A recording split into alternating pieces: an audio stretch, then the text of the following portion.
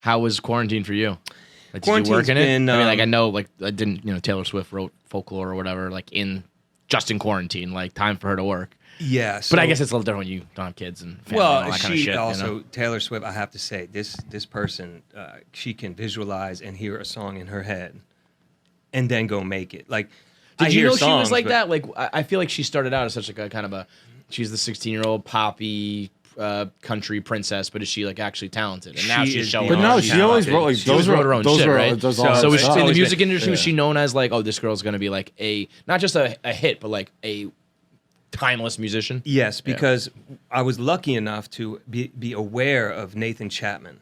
This dude and Rose, who is the other writer with her. So Nathan is a producer, writer, and he came up with Taylor, I think her first 3 or 4 albums. And she would come in and say, I want my song to sound like this. And Nathan would go chase it down and make it sound like that. When someone can come in and do that, I mean, there's like Bruno Mars, there's certain people, like Michael Jackson, if you listen back to old stuff where he's hearing these songs in his head and he's just into a voice memo, just kind of doing the beat and doing the rhythm and all this stuff. That's next level shit when you can actually make it sound like that.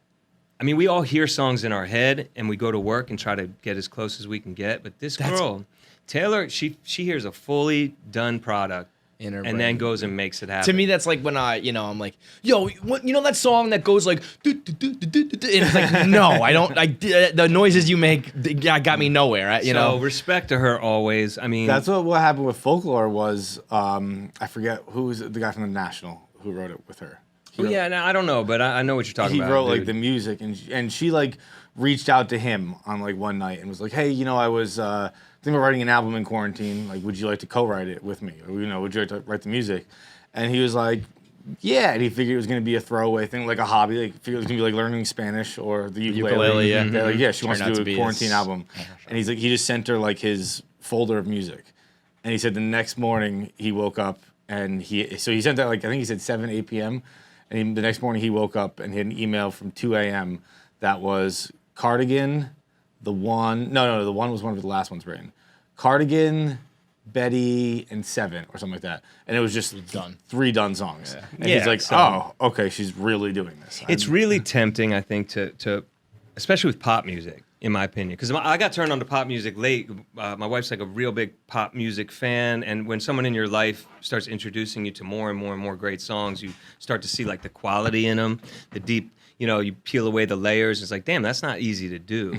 So it's easy and tempting in pop music for someone to go, she's just, oh, it's just. No, I it's saw still- that it's still documentary music. that she It's did still- last year, or whatever that was.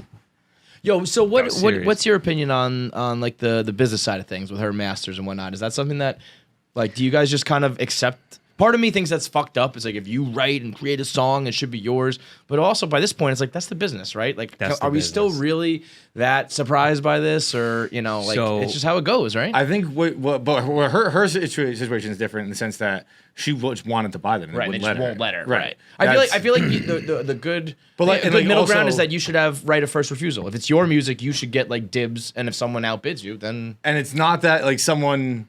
It wasn't her original contract. Someone bought her contract, and she's like, "No, I should be able to buy it. If you're selling it, I should I get to should buy get it." it. Yeah. And they were like, "No."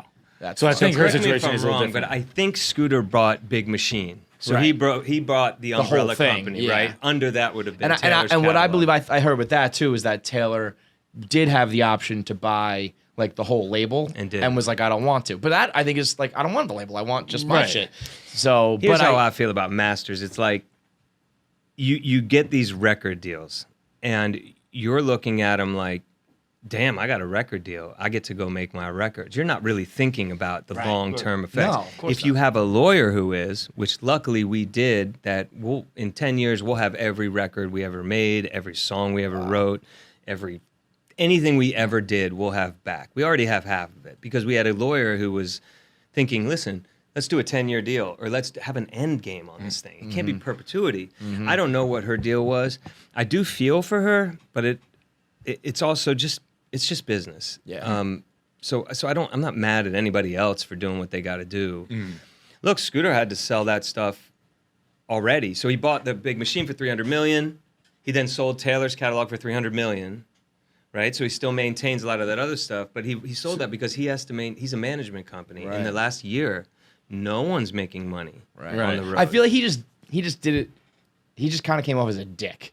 Like, I think he could have done it in a way that was more like, I don't know what the word for it is. Like, it was cooperative with her or whatever. He just kind of did it in a way that I think is There's like, always a better way. Yeah. There's always a better way, To do business, especially right? with You look someone back of on that it. magnitude. Yeah. With which, look, respect is so big. Like, respect is everything, Yeah. right? So, like, that has to work in music. Well, you can't just have a business and go, oh, but it's a bad business. It's just rough. You deal with it. Well, that's a pretty rude thing to say to somebody who made 100 hits. Right. So I feel for her, but it is just business. It's like, it's such a catch-22. There's really nothing there. But I always have respect for, like, any artist who can do more than have one hit song, awesome. But if you can maintain a career for 10, 20 years, I mean, you got respect. Yeah, you no matter know? what genre, no matter what Yeah, he type. should've- Also, no that matter was what. very subtly you, right? What?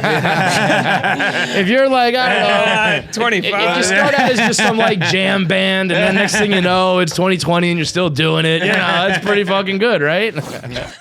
Listen, if you made it this far into the video, Which is far. Like, no one ever does that on the internet. like it's the end. You made it to the end the of the video. full fucking video You you watched did. the whole thing. So if you liked it and you watched the whole thing, why don't you subscribe? It means you like us. Click the subscribe button, because if you don't, I'm gonna fucking murder John. And I'm going to like it. Kill him with my bare fucking hands. Yeah.